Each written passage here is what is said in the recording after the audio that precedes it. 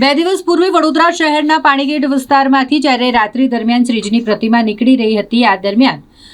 અસામાજિક તત્વો દ્વારા શ્રીજીની પ્રતિમા પર ઈંડા ફેંકવામાં આવ્યા. આજે કૃત્ય આચરવામાં આવ્યું, તેને લઈને પોલીસ તાત્કાલિક ધોરણે કામે લાગી ગઈ અને અસામાજિક તત્વોને ઝડપી પાડ્યા, જેને લઈને મુસ્લિમ સમાજે પોલીસની આ કામગીરીને બિરદાવી છે અને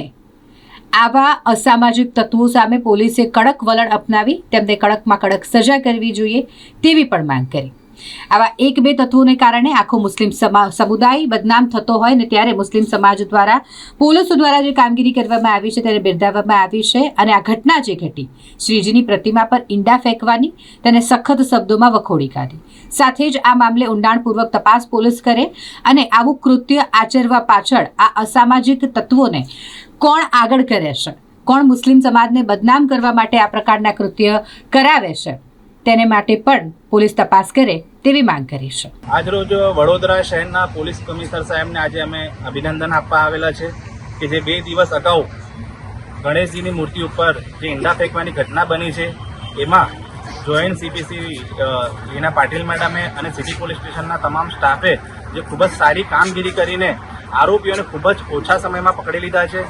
બીજી વસ્તુ અમે કમિશનર સાહેબને એવી પણ રજૂઆત કરી છે કે આની ઊંડાણપૂર્વક તપાસ કરવામાં આવે કે આ જે 3 લોકો છે એમાંથી એક સગીર છે,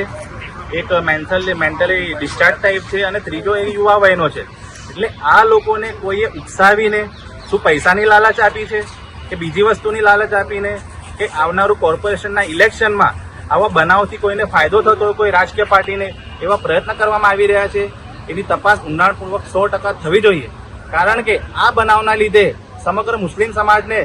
નીચું જોવામાં આવી રહ્યું છે. હું કહેવા માંગીશ કે મુસ્લિમ સમાજ આવા બનાવનો સખત શબ્દોમાં વિરોધ કરે છે અને જ્યારે બનાવ બન્યો ત્યારે પણ સમગ્ર મુસ્લિમ સમાજના આગેવાનો પોલીસ સ્ટેશન પહોંચી ગયા હતા અને એમને પણ પોલીસને એવું કીધું હતું કે આ બનાવમાં જે કોઈ આરોપી ઇન્વોલ્વ હોય તેને કડકમાં કડક સજા કરો અને રસ્તાના વચ્ચે લાવીને સજા કરો, કારણ કે મુસ્લિમ સમાજ આવા કૃત્યને કોઈ પણ પ્રકારે સ્વીકાર કરે એવું નથી. કારણ કે મુસ્લિમ સમાજ એ ઇસ્લામને અનુસરે છે અને ઇસ્લામમાં પણ લખેલું છે કે તમે બીજાનું ધર્મનું સન્માન કરો, પોતાના ધર્મને માનો, પરંતુ બીજાના ધર્મનું અપમાન ના કરો. એટલે બીજાના ધર્મનું અપમાન કોઈ કરતું હોય તો એ મુસ્લિમ ના કહેવાય, કારણ કે ઇસ્લામ એ જ શીખવે છે કે આપણે પોતે પણ પોતાનું ધર્મ માનવાનું અને બીજાના ધર્મને સન્માન કરવાનું અને કોઈની પણ લાગણી દુભાય ના એવું કાર્ય કરવું જોઈએ નહીં.